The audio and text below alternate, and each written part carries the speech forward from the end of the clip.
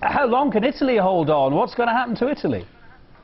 Well, I think the situation is that Italy looks to me as if it's going to end up going straight into the hands of the IMF. I mean, we've heard a lot of discussion that around the fringes of the G20 meeting yesterday in Cannes, there was discussion going on where basically the IMF was saying that they would be willing to lend money. But again, we have this terrible problem. They're called politicians. We don't have any leaders. We only have politicians who are trying to save their own jobs in an era of high unemployment, and therefore we're not actually getting the sort of leadership that will push the world forward. This week we've had Papandreou trying very, very hard to sort of renegotiate in some way, shape or form with the EU, and the Eurozone stood firm. Why? Because again it's politics. Mrs Merkel can't afford to spend any more money or she won't get re-elected.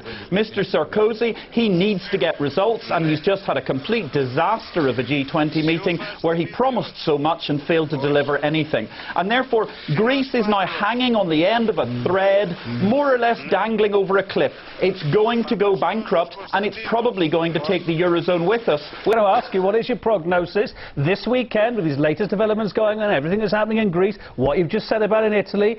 Where are we now? Look, Kevin, it's a tragedy. I mean, really, I would love to come here and give an optimistic message, but I said before, if the Eurozone doesn't get its act together, the euro could be dead by the end of November. Now, I believe that the next country that is very vulnerable would be, say, Japan or the United States, and also in Europe, within the EU, we have the so-called PIGS, in other words, Portugal, Italy, Ireland, Greece and Spain. And these are countries that are quite vulnerable. So what is it going to do to the world if some of the pigs roll over? Well, I mean, I think it could weaken the euro. I mean, I'm not optimistic about the US dollar, but when I look at other currencies, they're not much better.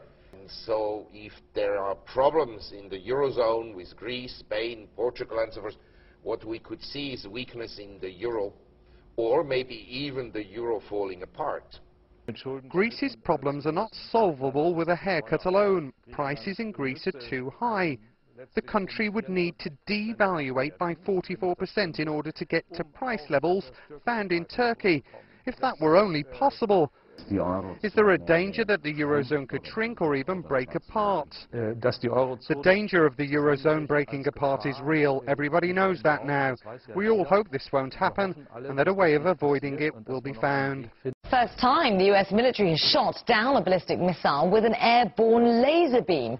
The experiment conducted off the California coast was to demonstrate the future of defense technology. From the moment the missile was launched, it took the jumbo jet-mounted laser just 2 minutes to destroy. A consultant to the head of Russia's strategic rocket forces has said a simulated anti-missile test was not aimed at stopping a North Korean threat, as Washington has claimed. Viktor Yeltsin said the test last Friday had China and Russia in mind. The Chinese regime says it needs to develop a new anti-aircraft carrier missile, according to an editorial in state-run newspaper The Global Times. The editorial says, quote, "Since US aircraft carrier battle groups in the Pacific constitute deterrence against China's strategic interests, China has to possess the capacity to counterbalance." It is thought about a quarter of the world's oil and gas reserves are under the ice of the North Pole. And with the region thawing, a race has begun among the nations vying for their slice of the pie. As the Russian president warned that militarist rhetoric in the Middle East could lead to a catastrophic war in the region, Russia has been voicing strong words against an attack on Iran following statements by Israel that a strike is more likely than diplomacy. Russia will start a full-scale upgrade of its military in 2011.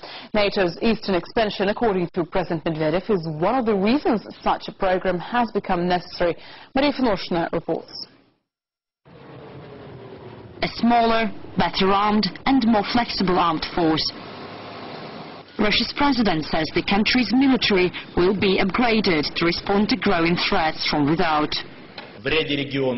There still remains the threats coming from local conflicts as well as from international terrorism. Attempts to expand NATO close to the borders of our country have not been stopped. All of this demands a new perspective and quality modernization of our armed forces. The eastward expansion of the military alliance is a principal concern for Russia. Even before the Baltic states joined NATO, the alarm bells were ringing. But the prospect of the former Soviet republics of Ukraine and Georgia gaining membership is more than Moscow can bear. Medvedev just wanted to remind that NATO's key purpose is to counter terrorism and not to enlarge and go further to the east. 1-0. To make matters worse, the US is planning to install a missile shield in Eastern Europe, to which Russia is adamantly opposed.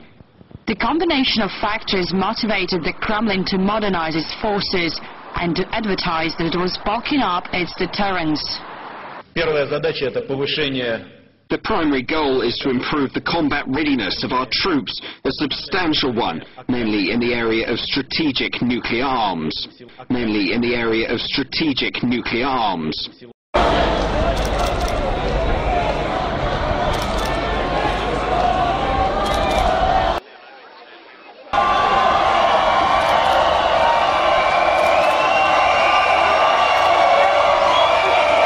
And what is really going on here and why people are so angry is that the government is dismantling education as we know it. They're making it very, very hard for poorer people to get to university at all. They're also, as you suggest, introducing big business into the way that universities are run, and that includes the cutting of major parts of the major courses in university after university. And why should that not happen? Well, why should business be running education? Education is something which is about developing human beings. It's about giving people a wider perspective on society. It's about, it should be about learning. And big business has its own priorities. It's about making profits. It's not about developing people.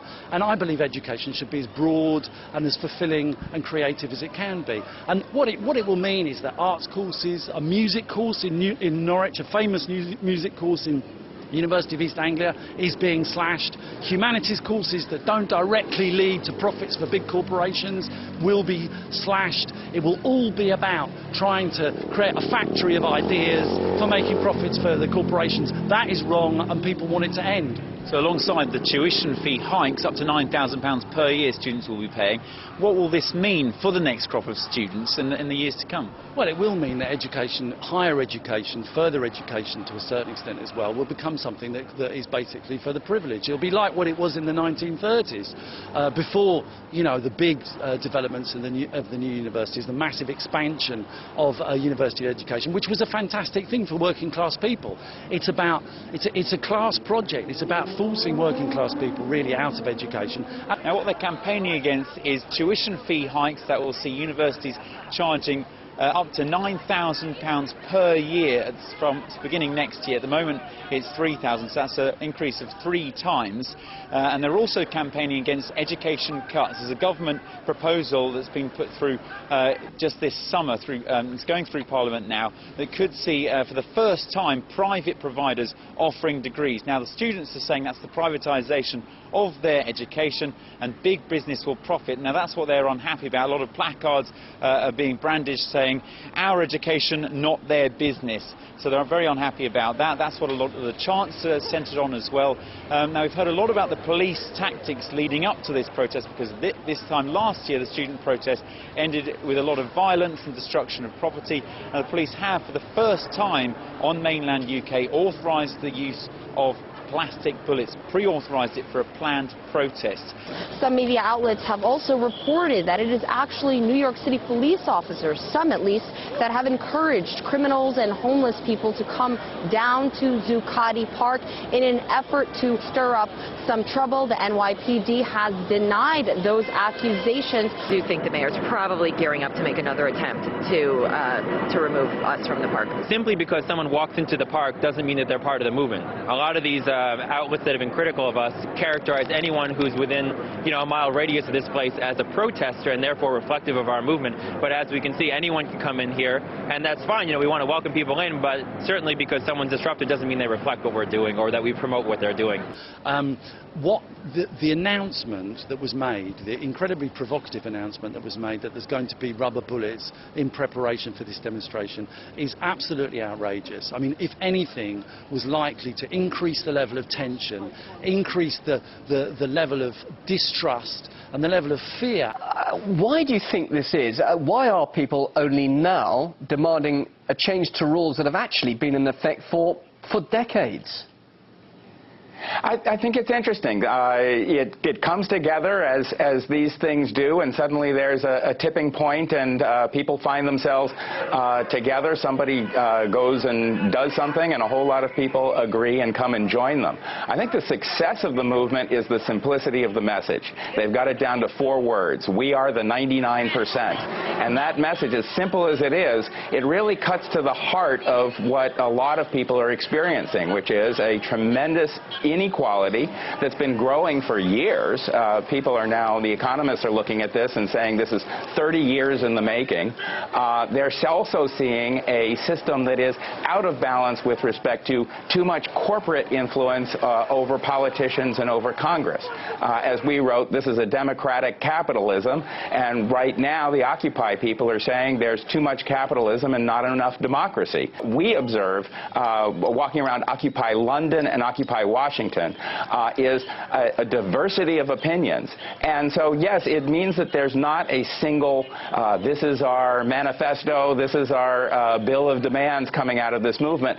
But that may be both strength and weakness for this movement. We are seeing the politicians try to figure out how they can get a part of this. So the Occupy people are sitting right where they are with very simple message, we are the 99%. Social fallout in Greece has become all too familiar.